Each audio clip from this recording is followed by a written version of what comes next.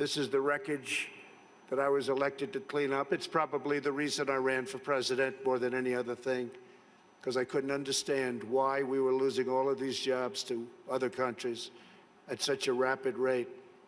And it got worse and worse, and I think it's probably the primary reason that I ran, but there are other reasons also.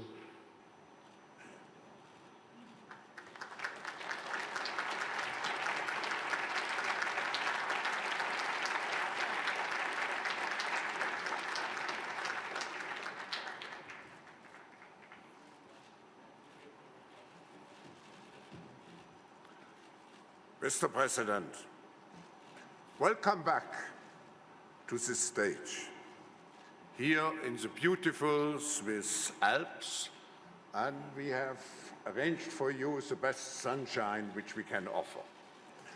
We are pleased that you have chosen to join us again, this time for the opening session of the 50th annual meeting of the World Economic Forum in Davos. It is an honor to host you, Mr. President, on this very special occasion. And you have here in the room and in some overflow rooms, you have really the best of what the global business community can offer, in addition to over 300 representatives from governments. You return to Davos accompanied by a strong delegation of cabinet secretaries and senior officials is testimony to the fact that you recognize the need for America to maintain a prominent role on the global stage. In the past 3 years, the United States, by any metric, experienced a story of economic growth and dynamism. Stock market performance alone is one indication, as is the record low unemployment rate. Investors are showing deep confidence in the short and long-term potential of the US economy. Yet, Mr. President, with this good news, we all know there remain challenges ahead for the United States and for the rest of the world. We look forward to hearing your reflection as we gather here at this crucial time. Please, ladies and gentlemen, welcome Donald J. Trump, the 45th President of the United States.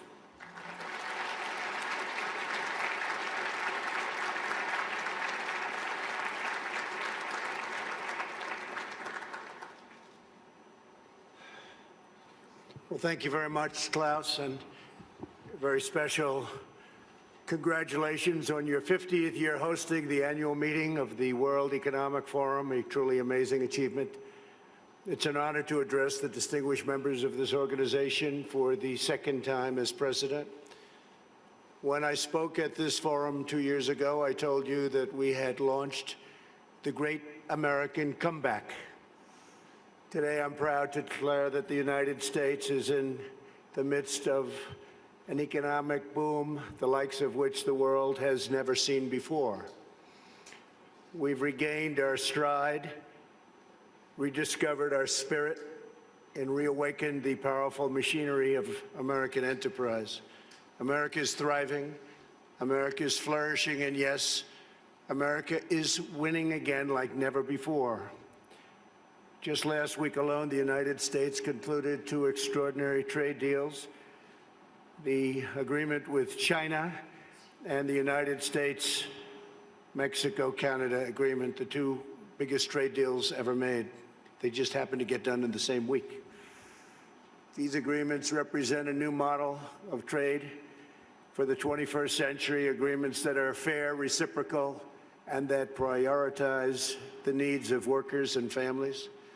America's economic turnaround has been nothing short of spectacular. When I took office 3 years ago, America's economy was in a rather dismal state. Under the previous administration, nearly 200,000 manufacturing jobs had vanished. Wages were flat or falling. Almost 5 million more Americans had left the labor force. than had gotten jobs, and more than 10 million people had been added to the food stamp rolls. The experts predicted a decade of very, very slow growth, or maybe even negative growth, high unemployment and a dwindling workforce, and very much a shrinking middle class. Millions of hardworking, ordinary citizens felt neglected, betrayed, forgotten. They were rapidly losing faith in the system. Before my presidency began, the outlook for many nations was bleak. Top economists warned of a protracted worldwide recession. The World Bank lowered its projections for global growth to a number that nobody wanted to even think about. Pessimism had taken root deep in the minds of leading thinkers, business leaders, and policymakers. Yet despite all of the cynics, I had never been more confident in America's future. I knew we were on the verge of a profound economic resurgence if we did things right, one that would generate a historic wave of investment, wage growth, and job creation. I knew that if we unleashed the potential of our people, if we cut taxes, slashed regulations, and we did that at a level that's never been done before in the history of our country in a short period of time, fixed broken trade deals, and fully tapped American energy, that prosperity would come thundering back at a record speed.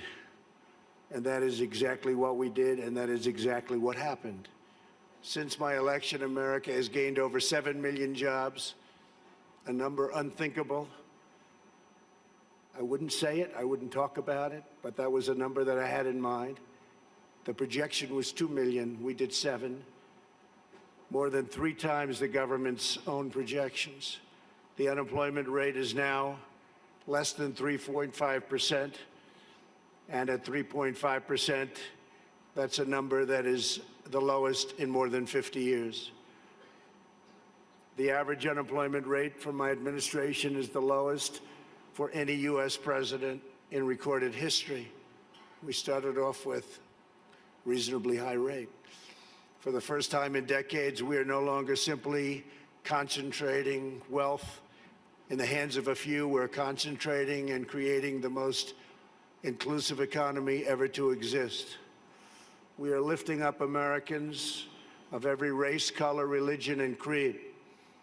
Unemployment rates among African Americans, Hispanic Americans, and Asian Americans have all reached record lows. African American youth unemployment has reached the lowest it's ever been in the history of our country. African American poverty has plummeted to the lowest rate ever recorded. The unemployment rate for women reached the lowest level since 1953, and women now comprise a majority of the American workforce. That's for the first time.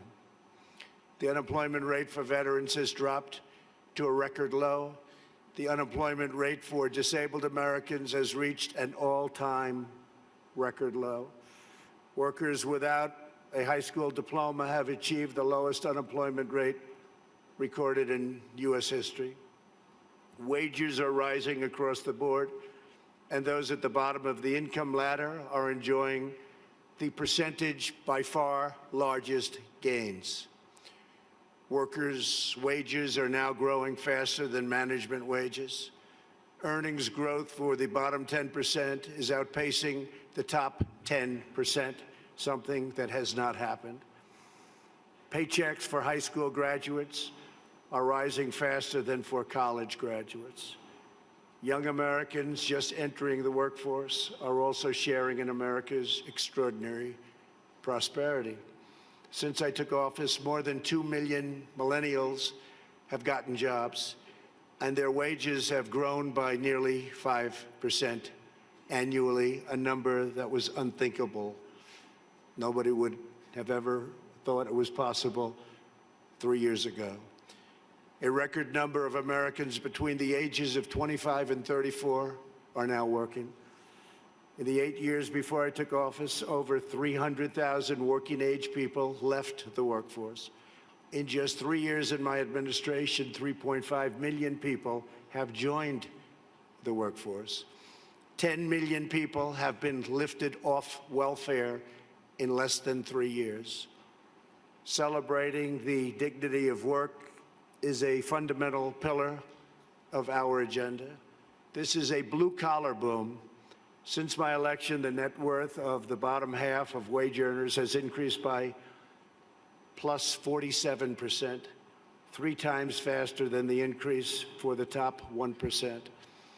Real median household income is at the highest level ever recorded. The American dream is back, bigger, better, and stronger than ever before. No one is benefiting more than America's middle class. We have created 1.2 million manufacturing and construction jobs, a number also unthinkable. After losing 60,000 factories under the previous 2 administrations, hard to believe when you hear 60,000 factories. America has now gained, in a very short period of time, 12,000 new factories under my administration, and the number is going up rapidly. We'll be beating the 60,000 number that we lost, except these will be bigger, newer, and the latest. Years of economic stagnation have given way to a roaring geyser of opportunity.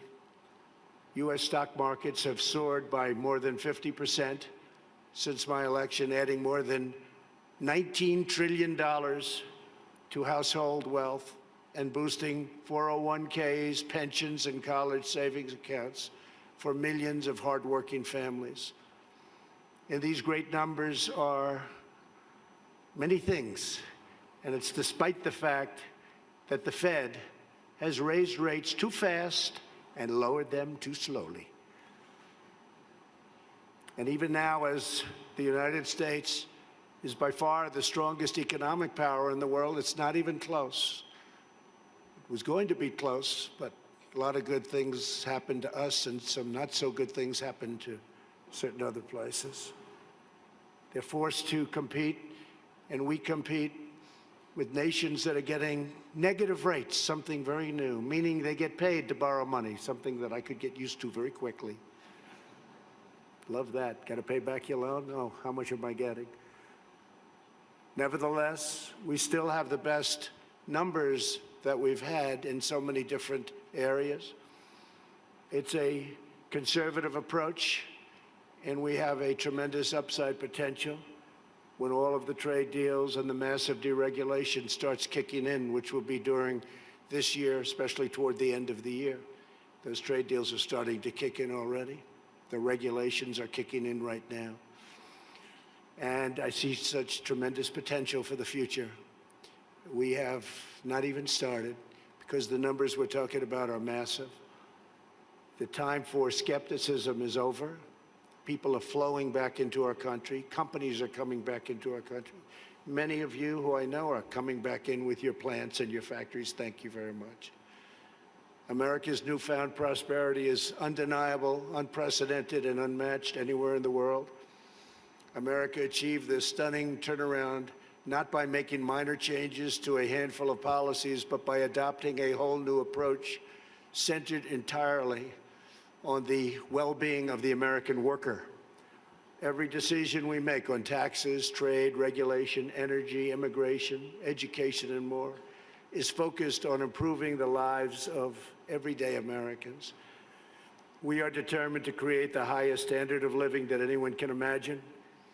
And right now, that's what we're doing for our workers, the highest in the world.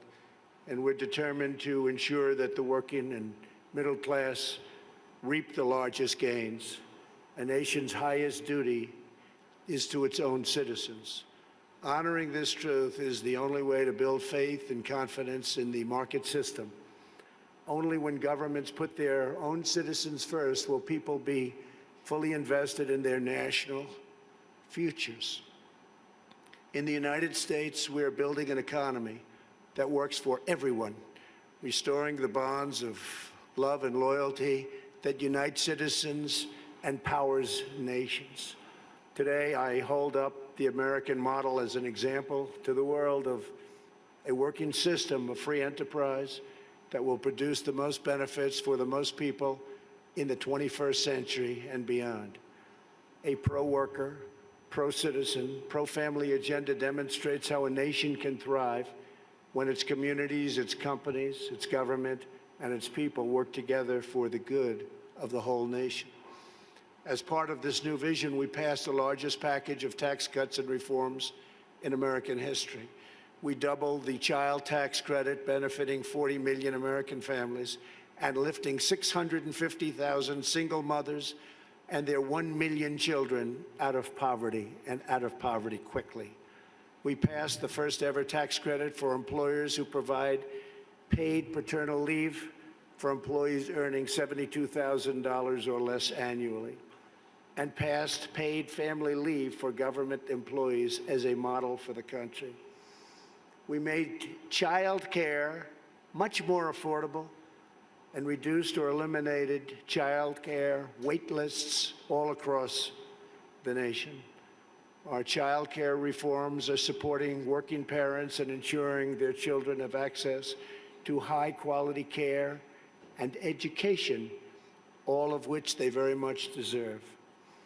We lowered our business tax from the highest in the developed world down to one that's not only competitive, but one of the lower taxes. We created nearly 9,000 opportunity zones in distressed communities where capital gains on long-term investments are now taxed at zero, and tremendous wealth is pouring into areas that for 100 years saw nothing. The 35 million Americans who live in these areas have already seen their home values rise by more than $22 billion. My administration has also made historic investments in historically black colleges and universities. I saved HBCUs. We saved them. They were going out, and we saved them. We're removing roadblocks to success and rewarding businesses that invest in workers, families, and communities. We've also launched the most ambitious campaign in history to reduce job-killing regulations. For every new regulation adopted, we are removing 8 old regulations, which will save an average of American households about $3,100 per year. It was going to be for every one, we do 2, but we were able to lift that to 8, and we think that's going to go quite a bit higher. We still have a way to go. Today, I urge other nations to follow our example and liberate your citizens from the crushing weight of bureaucracy. With that, you have to run your own countries the way you want. We are also restoring the constitutional rule of law in America, which is essential to our economy, our liberty, and our future. And that's why we've appointed over 190 federal judges, a record, to interpret the law as written. 190 federal judges, think of that, and 2 Supreme Court judges. As a result of our efforts, investment is pouring into our country. In the first half of 2019, the United States attracted nearly 1/4 of all foreign direct investment in the world. Think of that. 25% of all foreign investment all over the world came into the United States, and that number is increasing rapidly. To every business looking for a place where they are free to invest, build, thrive, innovate, and succeed, there is no better place on earth than the United States. As a central part of our commitment to building an inclusive society, we established the National Council for the American Worker. We want every citizen, regardless of age or background, to have the cutting-edge skills to compete and succeed in tomorrow's workplace. This includes critical industries like artificial intelligence, quantum computing, and 5G.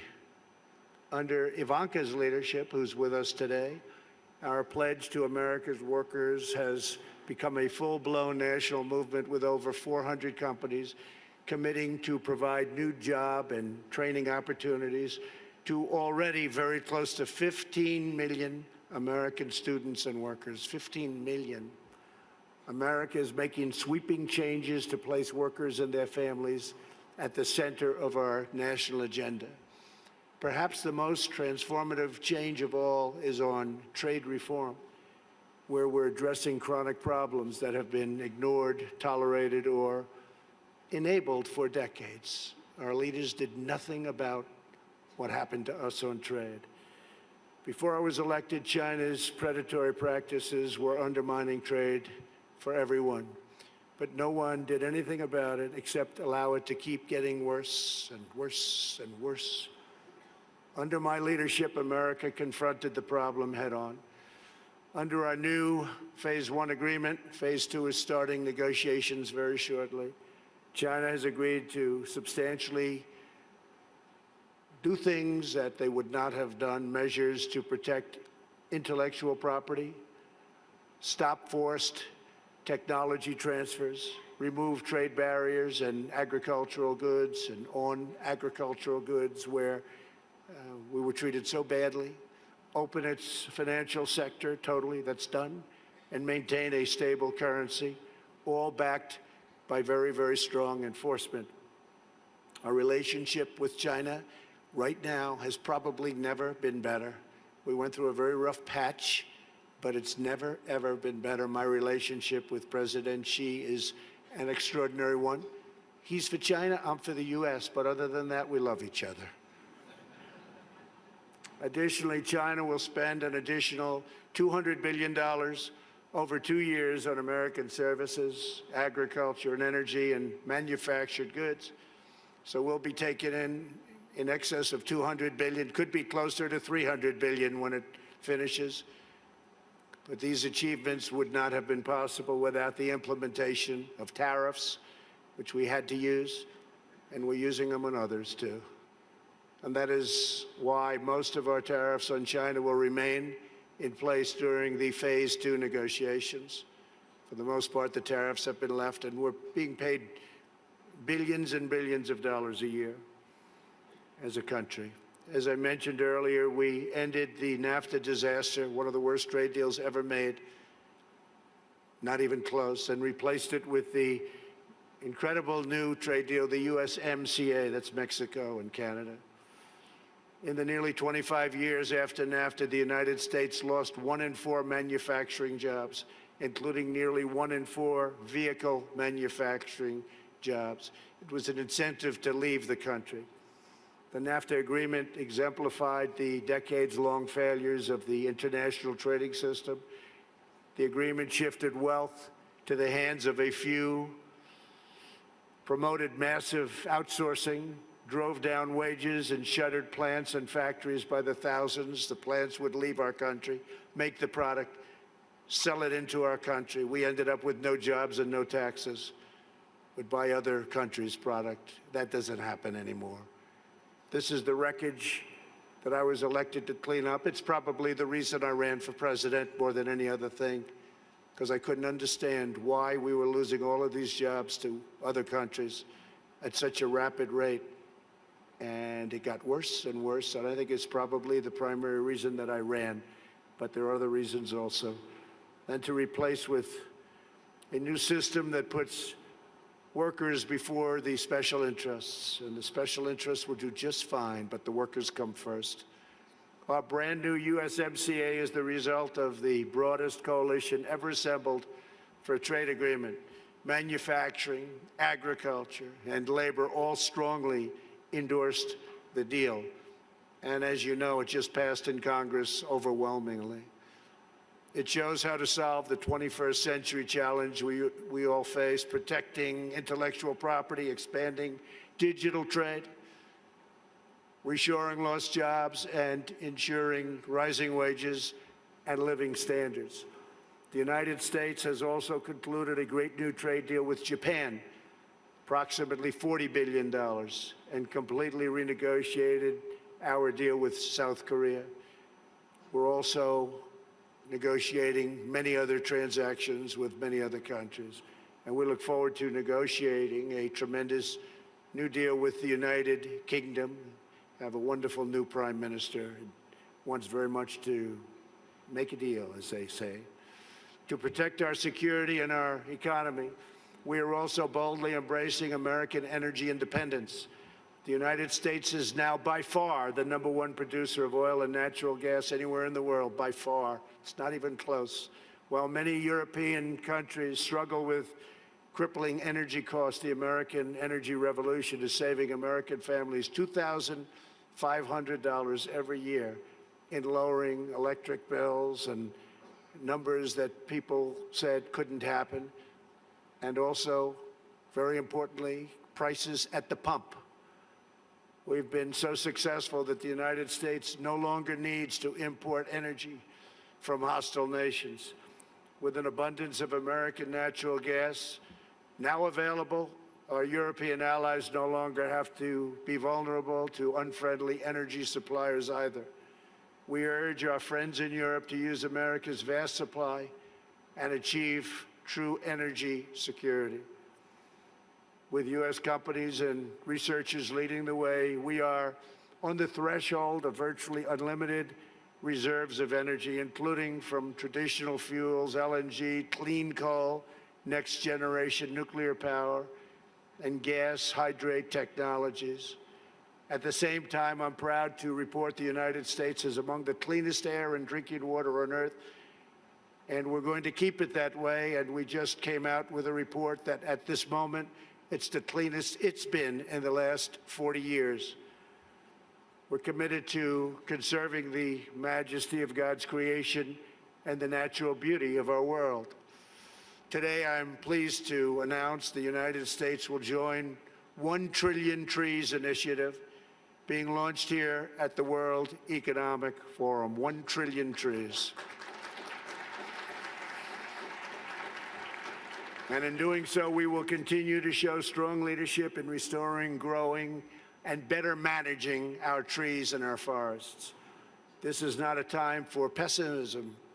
This is a time for optimism. Fear and doubt is not a good thought process, because this is a time for tremendous hope and joy and optimism and action. But to embrace the possibilities of tomorrow, we must reject the perennial prophets of doom and their predictions of the apocalypse. They are the heirs of yesterday's foolish fortune tellers, and I have them, and you have them, and we all have them. And they want to see us do badly, but we don't let that happen. They predicted an overpopulation crisis in the 1960s, mass starvation in the 70s, and an end of oil in the 1990s. These alarmists always demand the same thing: absolute power to dominate, transform, and control every aspect of our lives. We will never let radical socialists destroy our economy, wreck our country, or eradicate our liberty. America will always be the proud, strong, and unyielding bastion of freedom. In America, we understand what the pessimists refuse to see: that a growing and vibrant market economy focused on the future lifts the human spirit and excites creativity strong enough to overcome any challenge by far. The great scientific breakthroughs of the 20th century, from penicillin to high-yield wheat to modern transportation and breakthrough vaccines, have lifted living standards and saved billions of lives around the world. And we're continuing to work on things that you'll be hearing about in the near future, that even today, sitting here right now, you wouldn't believe it's possible, that we have found the answers. You'll be hearing about it, but we have found answers to things that people said would not be possible, certainly not in a very short period of time. But the wonders of the last century will pale in comparison to what today's young innovators will achieve, because they are doing things that nobody thought even feasible to begin. We continue to embrace technology, not to shun it. When people are free to innovate, millions will live longer, happier, healthier lives. For 3 years now, America has shown the world that the path to a prosperous future begins with putting workers first, choosing growth, and freeing entrepreneurs to bring their dreams to life. For anyone who doubts what is possible in the future, we need only look at the towering achievements of the past. Only a few hundred miles from here are some of the great cities of Europe, teeming centers of commerce and culture. Each of them is full of reminders of what human drive and imagination can achieve. Centuries ago, at the time of the Renaissance, skilled craftsmen and laborers looked upwards and built the structures that still touch the human heart. To this day, some of the greatest structures in the world have been built hundreds of years ago. In Italy, the citizens once started construction on what would be a 140-year project, the Duomo of Florence. Incredible, incredible place. While the technology did not yet exist to complete their design, city fathers forged ahead anyway, certain that they would figure it out someday. These citizens of Florence did not accept limits to their high aspirations, and so the Great Dome was finally built. In France, another century-long project continues to hold such a grip on our hearts and our souls that even 800 years after its construction, when the Cathedral of Notre Dame was engulfed in flames last year, such a sad sight to watch, unbelievable sight, especially for those of us that considered it one of the great monuments and representing so many different things. The whole world grieved. Through her sanctuary now stands scorched and charred, and a sight that's hard to believe. When you got used to it, to look at it now, hard to believe. But we know that Notre Dame will be restored magnificently. The great bells will once again ring out for all to hear, giving glory to God and filling millions with wonder and awe. The cathedrals of Europe teach us to pursue big dreams, daring adventures, and unbridled ambitions. They urge us to consider not only what we build today, but what we will endure long after we are gone. They testify to the power of ordinary people to realize extraordinary achievements when united by a grand and noble purpose. So together we must go forward with confidence, determination, and vision. We must not be timid or meek or fearful, but instead we must boldly seize the day and embrace the moment. We have so many great leaders in this room, not only business leaders, but leaders of nations. And some are doing such a fantastic job. We work together very closely. We will draw strength from the glories of the past, and we will make greatness our common mission for the future. Together, we will make our nations stronger, our countries safer, our culture richer, our people freer, and the world more beautiful than ever before. Above all else, we will forever be loyal to our workers, our citizens, and our families, the men and women who are the backbone of our economies, the heart of our communities, and the soul of our countries. Let us bring light to their lives one by one and empower them to light up the world. Thank you very much. God bless you. God bless your countries, and God bless America. Thank you. Thank you very much.